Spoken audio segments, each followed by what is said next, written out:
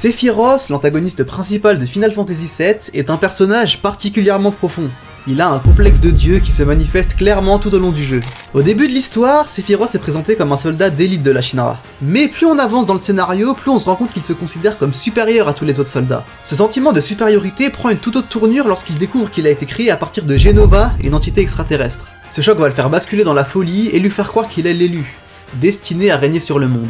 En apprenant sa véritable origine, il se voit comme un être supérieur, un être divin, et cette révélation va déclencher sa quête de destruction et de pouvoir. Sephiroth commence alors à prendre des décisions radicales, allant jusqu'à lancer l'attaque sur Nibelheim et à chercher à invoquer la météore pour provoquer une catastrophe qui détruirait la planète entière, tel un dieu qui punirait ses créatures pour ne pas avoir cru en lui. Le nom Sephiroth fait d'ailleurs lui-même référence au Sephiroth dans la Kabbale, une tradition mystique du judaïsme. Les Sephiroth sont des attributs divins par lesquels Dieu se manifeste dans le monde. Chaque Sephiroth représente un aspect de la divinité, comme la sagesse, la compréhension ou encore la bonté. Ce nom donne immédiatement à Sephiroth un côté divin, mais plutôt que de voir ses qualités comme un moyen de créer l'harmonie ou d'agir avec sagesse, celui-ci les détourne pour justifier sa quête de pouvoir et de destruction.